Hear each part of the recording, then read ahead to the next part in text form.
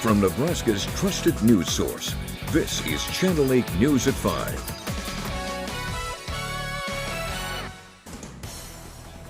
Coming up tonight, Lincoln police are investigating the death of a toddler and have arrested the mother's boyfriend. Plus, we take a look at the newly renovated LPD station in Northeast Lincoln.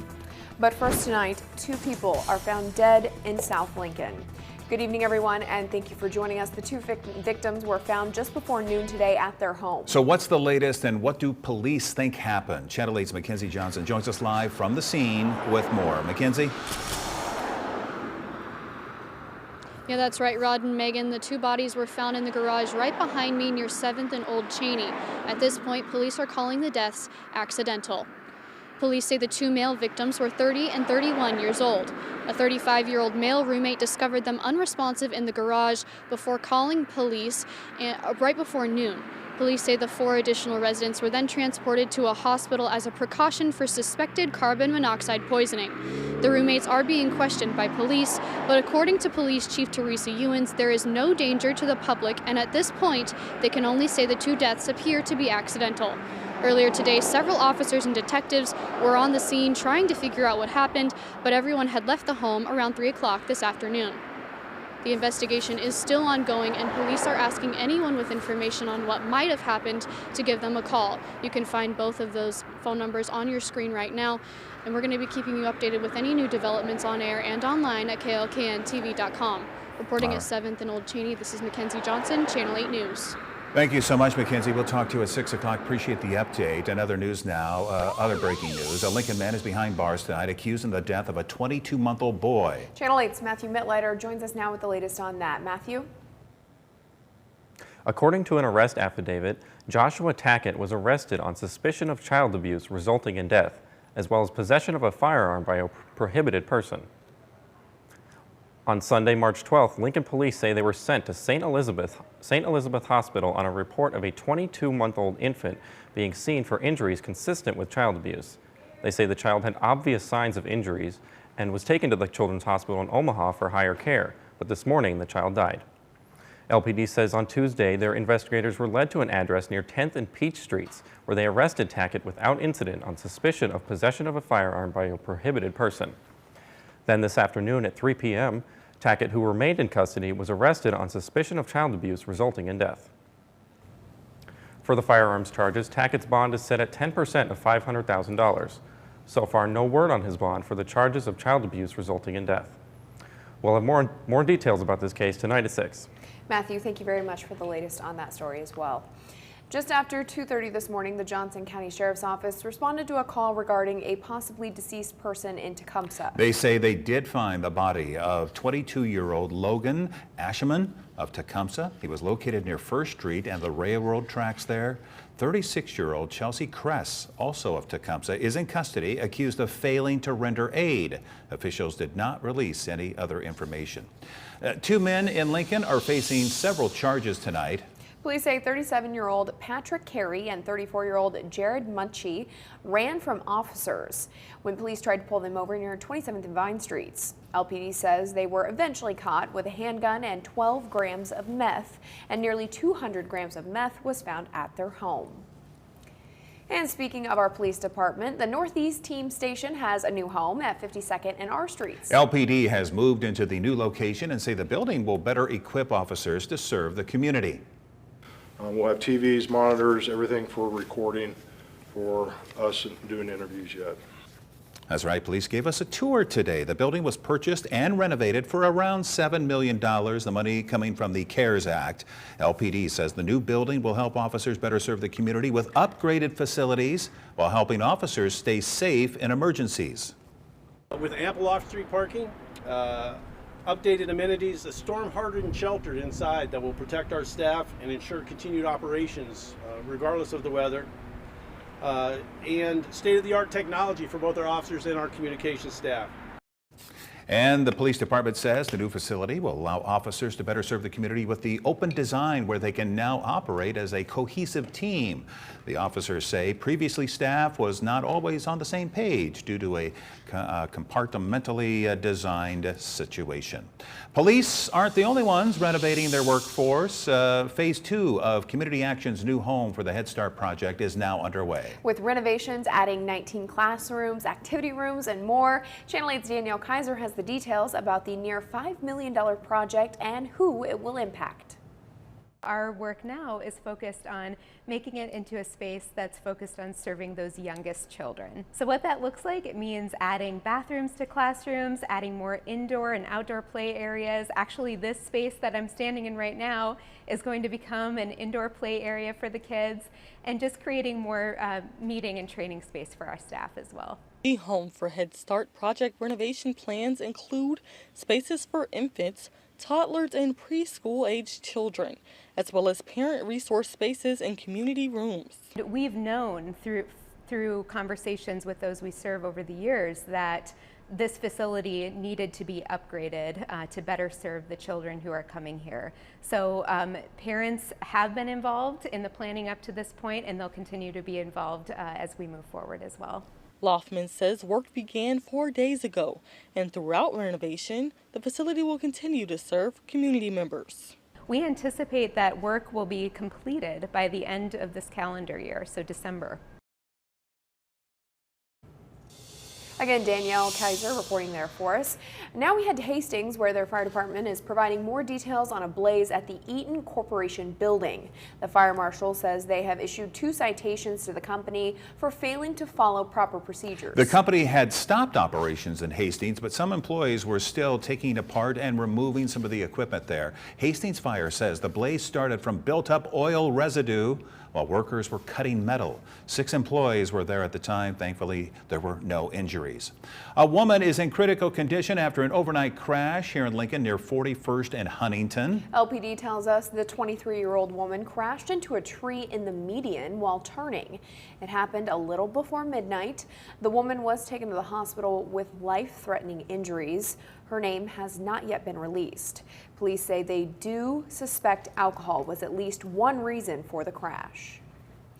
Well, in case you didn't notice the sea of green today, happy St. Patrick's Day.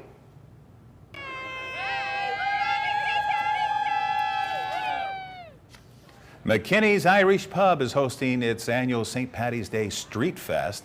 You can grab a green beer and listen to live music.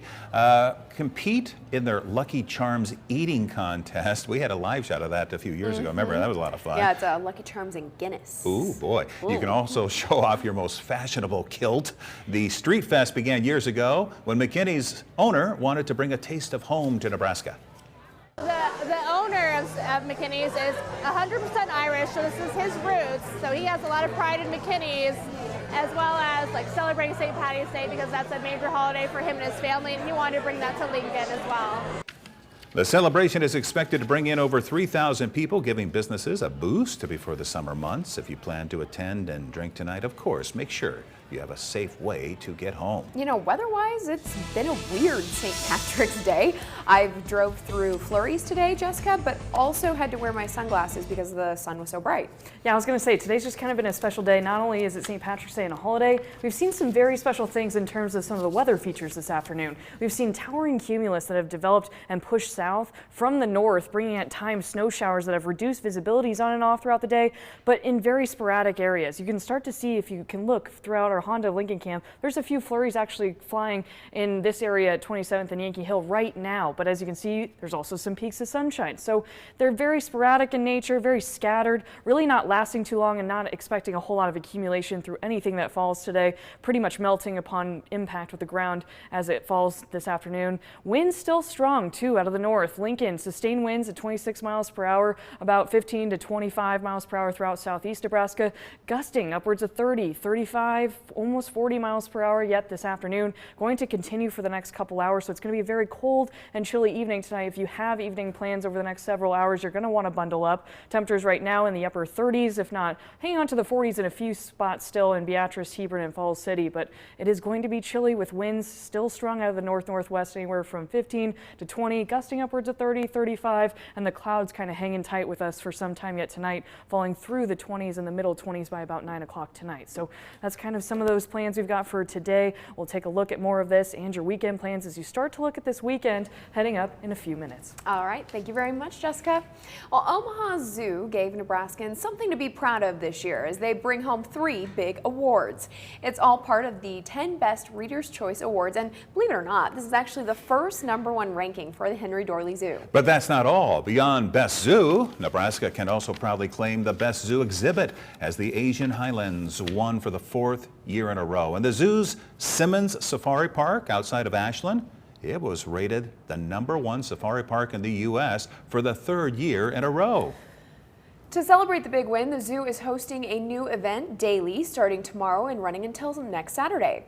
Those events include free gifts at admission, sales at the gift shops, and much more. And then next Saturday marks the opening of the Simmons Safari Park, and kids 12 and under get in free. Well, March Madness is underway, and men's and women's basketball, and one Nebraska school is chasing both of those championship trophies. That's right. Both Creighton basketball teams will be in action for their opening round games. The Blue Jay men, led by Aurora native Baylor Shearman, took on NC State. Tip-off was at 3 o'clock. And do we have a, oh, hey, Creighton won. Look at that. Creighton won 72-63. And the Lady Blue Jays just tipped off against Mississippi State. Creighton is down 3-6, but again, game just started. It's on ESPN News. Also, don't forget the Husker women tip off in the second round of the WNIT this Sunday at 2 p.m. against UNI. Still to come on the news tonight, in Virginia, nearly a dozen people are facing second-degree murder charges. It comes after a 28-year-old man died in police custody 11 days ago. Find out more right after the break.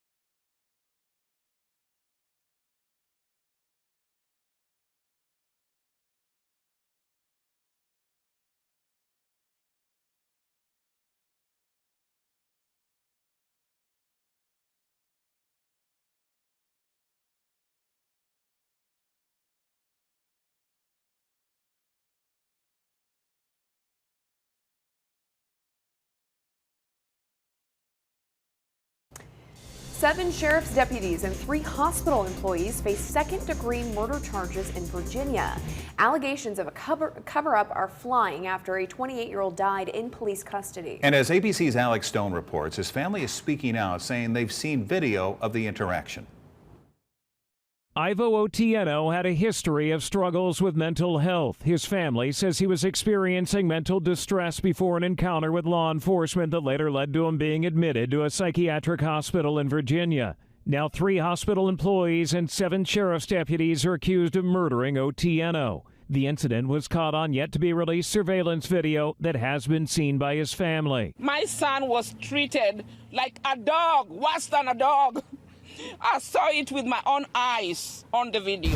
The video is said to show Otieno handcuffed and shackled, being pinned to the ground. All 10 suspects are charged with second-degree murder. The 7 sheriff's deputies and hospital staff are accused of holding Otieno down for 12 minutes in handcuffs and leg irons. Prosecutors described the video in court. They smothered him to death.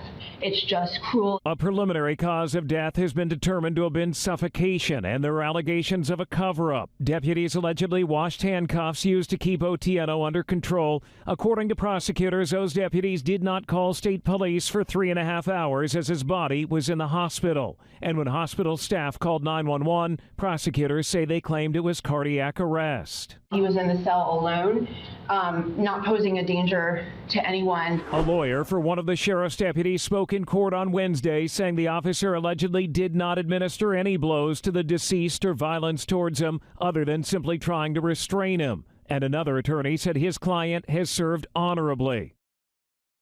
Prosecutors in Virginia say additional charges and arrests could be coming. Alex Stone, ABC News, Los Angeles. Now, your Storm Alert team forecast with meteorologist Jessica Blum. What a weird day it's been. What a weird week it's been. We've seen 70s, we've seen snow. Today we've seen both sun and snow. And it really depends even right now where you are at in town. This is a look at South 21st and L Street. A lot of clouds hanging in the balance. A few peaks of sunshine. A lot of wind. Very windy yet this afternoon. We haven't gotten rid of that quite yet. But we look at our ABC Seamless Cam, 48th and Cornhusker. Peaks of sunshine. It really does. It depends. These showers have been really sporadic yet this afternoon, and winds have been very strong out of the north still. Sustained winds at 25, 26 miles per hour here in Lincoln. It's very strong as you look off to the west too. Just everyone's experiencing some of these higher winds and gusts, close to 40 miles per hour in some spots in southeastern Nebraska, pushing past that and stronger in some portions of southwest Nebraska, including McCook, Scottsbluff up to 46 miles per hour as of right now. So wind gusts have been very strong this afternoon and going to continue into tonight. So if you do have St. Patrick's Day plans tonight, it's going to be a cold one. It's going to feel very cold over the next several hours and into the early morning hours of Saturday. Temperatures right now out there, we're hanging on to the upper 30s, if not the low 40s across the southern border of Nebraska and Kansas right now. 44 in McCook, 41 in Hebron, but colder to the north. We've got a cold front, kind of a stationary boundary actually, that's kind of sitting in the northeastern portions of the state right now. It was producing these snow showers that have been moving to the south and east, giving us at times reduced visibilities depending on whether you're under one of those clouds, producing some of those snow showers for a time. But again, very sporadic, moving quickly, only going to affect us for about the next couple hours or so. And then looking at tonight, we're pretty clear. The clouds will hang on for a little bit as some forcing comes along with that cold front tonight, but really going to see partly cloudy to mostly cloudy skies through Saturday morning and throughout the day on Saturday too. So could see some peaks of sunshine throughout the day, but really partly sunny in terms of that before we clear out on Saturday night. But the temperatures, again, we're talking about a cold front coming through and affecting us in terms of some colder air coming down. Usually cold fronts move from west to east. This is a backdoor cold front. It's going to be moving from the northeast down to the southwest, bringing colder temperatures by Saturday morning in the teens, if not the single digits up north. So very cold start to the day. Wind chills could be in the single digits before we start to warm up and only get to about the middle and upper 20s, especially in southeast Nebraska throughout the day, maybe the upper 30s out west. So very cold tonight. I think lows will be around 12 degrees. Those flurries coming to an end. Again, single digits to start the day tomorrow. Pretty cold start to the day. Winds still strong overnight, anywhere from 30 to 35 miles per hour, giving us that bite to the air. And then temperatures only rising to about the upper 20s, if not the low 30s, I think, in some spots in southeast Nebraska. Very chilly to start this weekend, but It doesn't end there. We do actually get warmer on Sunday, a lot more sunshine returning to the forecast, upper and middle 40s for the forecast on Sunday, spring returning by Monday, highs back into the upper 50s, and we're actually trending a bit warmer as we go into next week. Highs, as you notice, get back into the middle and upper 60s for Wednesday, rain chances Wednesday into Thursday. And then again, we have a little bit of a cool down on Friday. Temperatures right around 54, 55 into Saturday and Sunday. Maybe seeing a mix possible next Sunday, but that's a little far out. We're starting to hammer in some of these details with these next few storms. I think we'll be on the warmer side with Wednesday, Thursday, but it's the same pattern. About Thursday every week, we're starting to see some precipitation chances, and that's no different going into next week, actually. So more rain chances, and we'll continue to warm, but a colder day tonight and through the start of this weekend. At least for the first official day of spring, we're back above freezing. That's right. And nicer temperatures. Yeah. Feeling like spring. Yes. All right. Thank you very much, Jessica. Not a great day on Wall Street to end the work week. The Dow losing nearly 400 points. NASDAQ also down 87. S&P losing 44 points. Here are your numbers. You're watching Channel 8, Nebraska's trusted news source.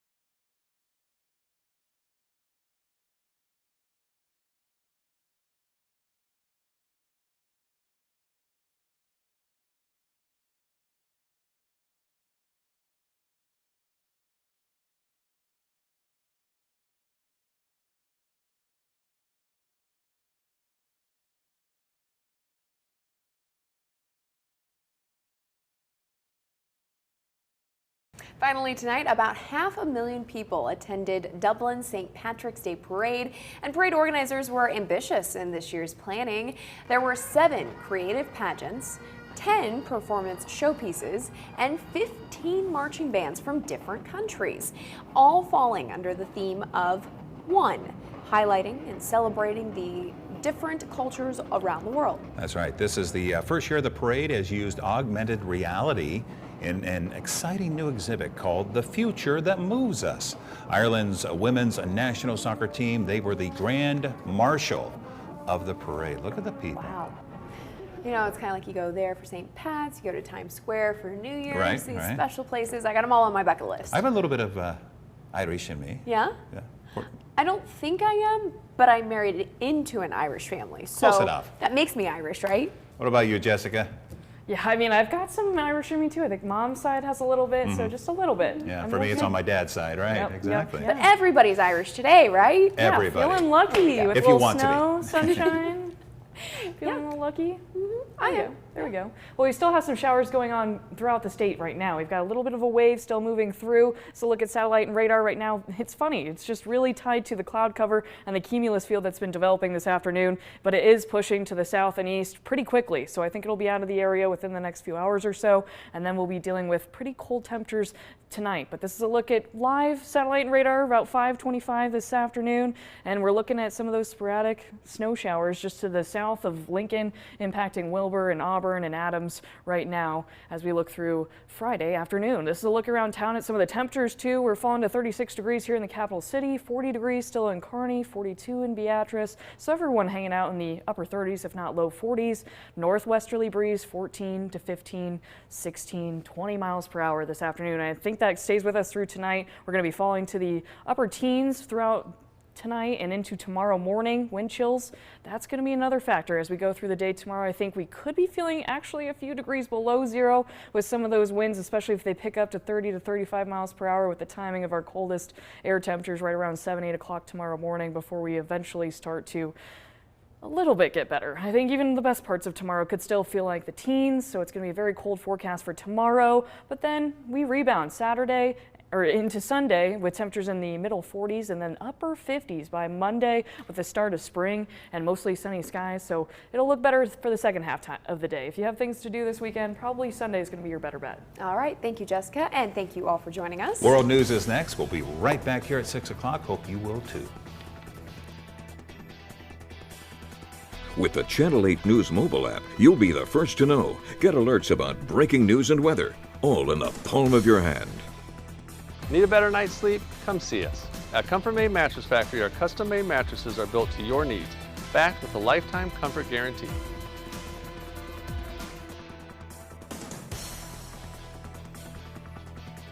Closed captioning on Channel 8 Eyewitness News is brought to you by Christensen Hearing Analytics. This year at Ashley's anniversary sale, we were able to secure a more affordable price on the same great quality as before. And we're passing those savings on to you. And bonus savings on outdoor furniture. Plus, we're offering 5 years special financing. Ashley, the Indian Creek Mall, Beatrice, Nebraska. Festive Expressions offers professional outdoor lighting services to provide a special touch to your home. Perfect for holidays and illumination for your nights all year long. Enhance the beauty of your property today. Call for a quote or visit us at festiveexpressions.net.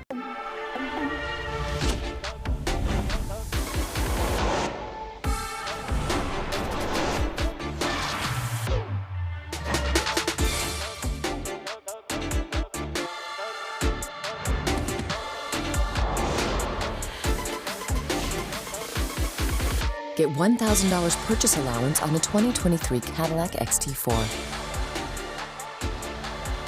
Visit your local Cadillac dealer for this attractive offer. Hi, is this Shones Roofing? I need your help.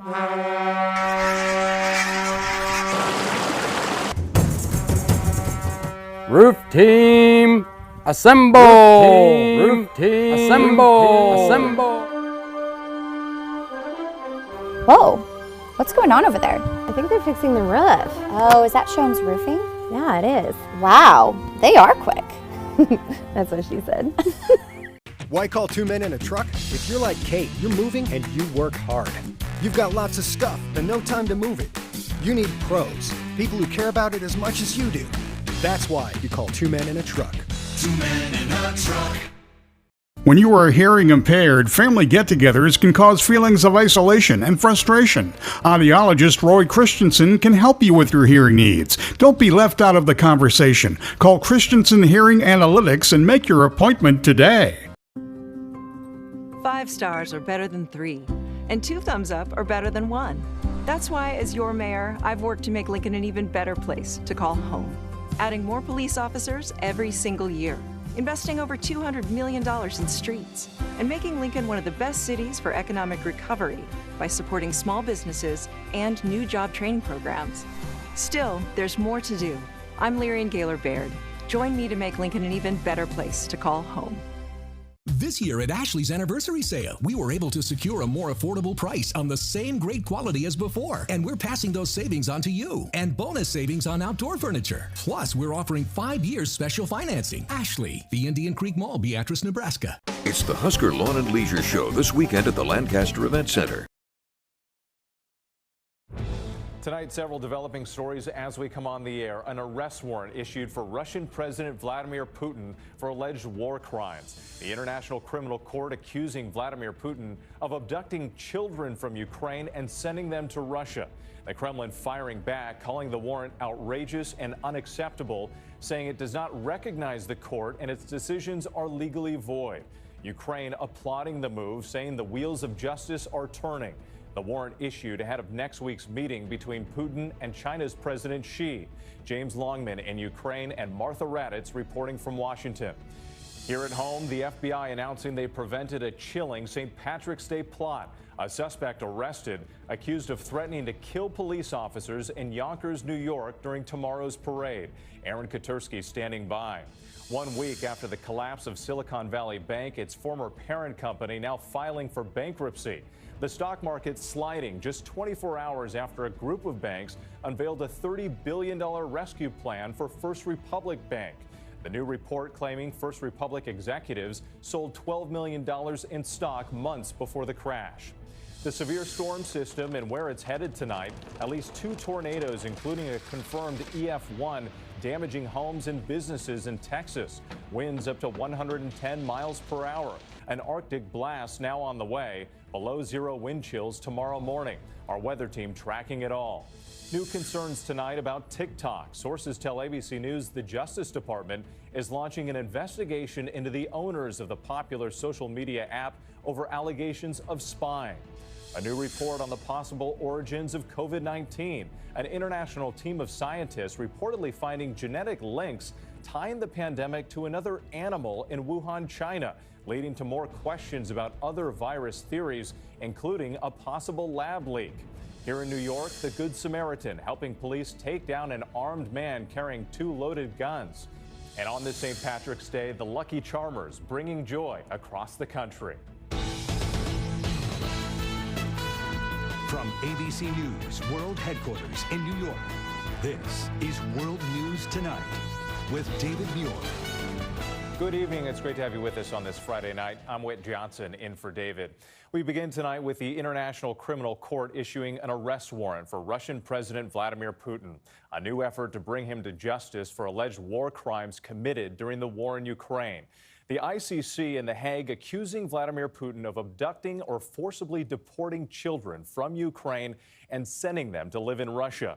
Putin holding a Security Council meeting in Moscow today, the Kremlin firing back at the court, calling the warrant outrageous and unacceptable, saying it does not recognize the ICC and its decisions are legally void.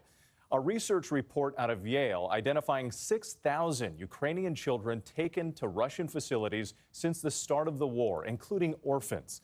The ICC, without its own police force, making it very unlikely Putin will be arrested anytime soon. But the warrant further isolates him and Russia from the rest of the world. The warrant issued just days before China's President Xi meets with Putin in Moscow, his first visit since the invasion of Ukraine more than 1 year ago. ABC's foreign correspondent James Longman leading us off from Ukraine. Tonight, humiliation for Vladimir Putin, the International Criminal Court issuing an arrest warrant for the Russian president, seeking to put him behind bars. Judges at The Hague alleging Putin has committed a war crime for the unlawful transfer of children from occupied areas of Ukraine to the Russian Federation. It is forbidden by international law for occupied powers to transfer civilians from the territory they live in to other territories. Children enjoy special protection under the Geneva Convention. The US State Department says thousands of children and perhaps over 1 million adults have allegedly been forcibly deported from Ukraine to Russia. But the Foreign Ministry in Moscow has brushed off the warrant, calling the court's decisions legally null and void. The arrest warrant perhaps just the beginning of the international community's efforts to bring Putin to justice. Vice President Kamala Harris last month accused Russian forces of committing crimes against humanity in places like Bucha, citing murder, torture and rape. As I stand here talking to you, I'm looking at 1, 2, 3, 4, 5 bodies in this tiny room in this basement where Ukrainians say people have been tortured, and I can see their hands behind their backs. It is a truly apocalyptic scene. It's just absolutely horrific in here. And this is what Ukraine says is happening across this country. Yet today, Putin sought to present himself as commander, not criminal. He announced he'll host China's President Xi on Monday for a state visit. The Kremlin saying the two leaders plan to sign joint declarations, deepening, quote, strategic cooperation. Putin hoping that translates into assistance on the battlefield that his depleted forces badly need. But Xi has positioned himself as a peacemaker in recent weeks, and he can't do that if, as some fear, he does the Kremlin's bidding.